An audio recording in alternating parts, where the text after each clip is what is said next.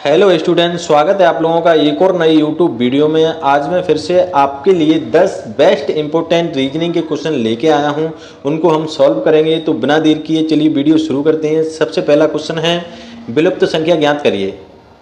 आपको इस तरह के दो डायग्राम दिए होंगे और इस पहले डायग्राम में बीच में कुछ संख्या दी होगी। सेकंड जो डायग्राम होगा उसमें क्वेश्चन मार्क, मतलब यहाँ आपको क्या संख्या फिल करना है, इसको हमें ज्ञात करना है। तो सबसे पहले हमें पता करना है कि पहले डायग्राम में जो 400 है तो 400 कैसे आया।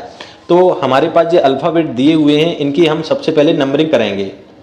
नंबरिंग आपको पता है, H 8 नंबर पे आता है, D का नंबर होता है 4, E का नंबर होता है 5, C का नंबर होता है 3। सबको हमें जोड़ देना है। 8 और 4 12, 12 और 5 17 और 3 20। कितना आया? 20। 20 का आप जैसे ही स्क्वायर करोगे तो 20 का स्क्वायर क्या होता है? 400, है ना। इसमें क्या हुआ है, सभी अक्षरों की नंबरिंग करके नंबरों को जोड़कर उसका स्क्वायर कर दिया है, उसी को बीच में यहाँ फिल कर दिया गया है। इसी तरह से हम सेकंड डायग्राम में करेंगे। सबसे पहले इनकी नंबरिंग करेंगे।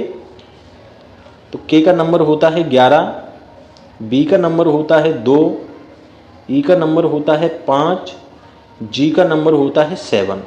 सबको आपको ऐड कर देना है। तो 11 और 7 होते हैं 18, 2 20 और 5 25। कितना आया? 25। 25 का स्क्वायर करेंगे तो कितना होता है? 625। सबको पता है 25 का स्क्वायर कितना होता है? 625। तो यहाँ बीच में आ जाएगा 625।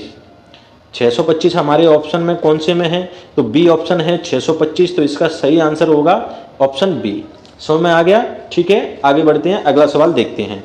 अगला सवाल देखते हैं सेकंड। एक स्त्री की ओर संकेत करते हुए रोहित ने कहा, वह मेरे पिता की पत्नी के पुत्र की पुत्री की बहन है। वह स्त्री रोहित से किस प्रकार संबंधित है? तो देखिए, एक स्त्री है, उसकी ओर संकेत करते हुए रोहित कह रहा है वह मेरे पिता मतलब मेरे पिताजी हो गए, रोहित के पिताजी की पत्नी, यानी कौन हो गई पत्नी? रोहित की माँ। माँ का पुत्र या तो रोहित हो सकता है या कौन होगा? रोहित का भाई, रोहित होगा या रोहित का भाई होगा। पुत्र की पुत्री, या तो वो रोहित की पुत्री होगी, है ना, या कौन होगी? वो भाई की पुत्री होगी।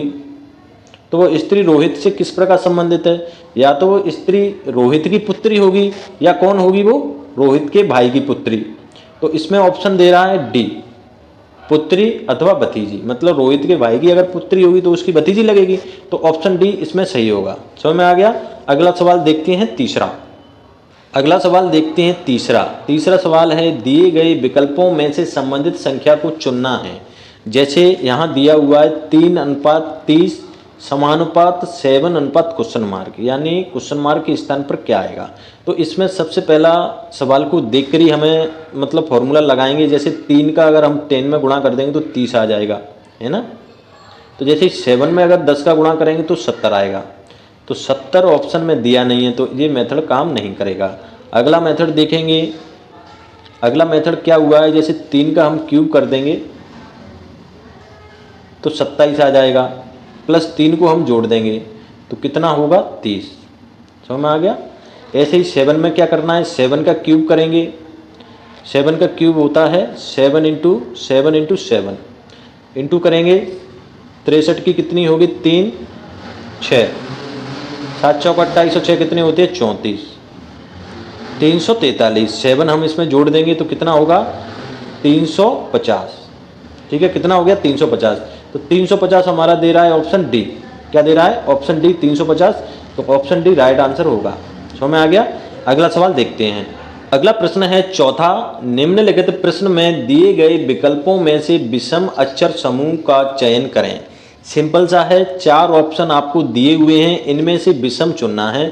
तो बिल्कुल सिंपल है। पहले में जो अक्षर दिए हुए हैं 4 2 6, जो कि कैसा है? सम है। दूसरे में भी 6 6 4, ये भी सम है। तीसरे में भी सम है। लेकिन चौथा ऑप्शन है जिसमें लास्ट जो अक्षर है 7, जो कि विषम है। विषम सम आप जानते हो, सम का मतलब होता है ऐसी संख्या जो 2 से कट जाएं। विषम होती हैं ऐसी संख्या जो 2 से ना कटें, है ना। तो चौथे ऑप्शन में लास्ट अक्षर 7 है जो कि विषम है। तो इसमें राइट आंसर क्या होगा? Option D. समझ में आ गया? सिंपल है। अगला सवाल देखते हैं पांचवा। अगला सवाल है ई एफ का भाई है, डी ई की पत्नी है, जी एच का पिता है, एफ जी की बहन है, ई जी से कैसे संबंधित है। तो सबसे पहले क्या दे रहा है, ई एफ का भाई है, एफ ये हो गया ई, है ना। ई कौन है, भाई एफ का, ठीक। डी ई की पत्नी है, डी हो गया ई की पत्नी हो गई साहब, ठीक है, डी ई की पत्नी हो गई। जी एच का पिता है, जी कौन है, एच का पिता। एफ जी की बहन है, एफ है ना वो जी की बहन है, एफ कौन है, बहन, किसकी बहन है, एफ जी की, है ना। जी एच का पिता है, जो जी है वो एच का पिता है, एच हो गया, जी कौन हो गया, पिता, है ना। तो ई और जी का क्या संबंध है, ई ये हो गया, जी का क्या संबंध है। तो जी है वो एफ का, एफ बहन है जी की, मतलब जी भाई या बहन होगा, वो एफ का जी भाई है ना। तो दोनों आपस में क्या हो सकते हैं, दोनों भाई हो सकते हैं, है ना। क्या होगा, जी एफ का कौन होगा, भाई होगा, क्योंकि एच का पिता है तो ये लड़की होने से रही, ये मेल है, तो जी ई का कौन होगा, भाई। ऑप्शन ए क्या दे रहा है, भाई, तो ऑप्शन ए इसका सही आंसर होगा। सिंपल है। अगला सवाल देखते हैं, छठवां। अगला छठवां सवाल है, यदि एप्पल बराबर 521 और मोबाइल बराबर 612 लिखा है तो एक्सप्लेन बराबर कितना होगा, एक्सप्लेन बराबर कितना होगा।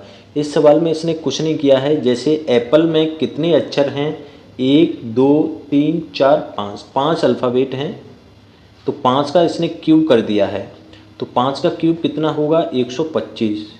125 को अगर हम इधर से लिखेंगे तो 5 2 1 ऐसे आया है 521।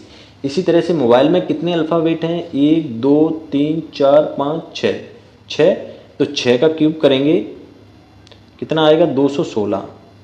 216 को इधर से लिखेंगे तो 612, 612 आ गया, है ना।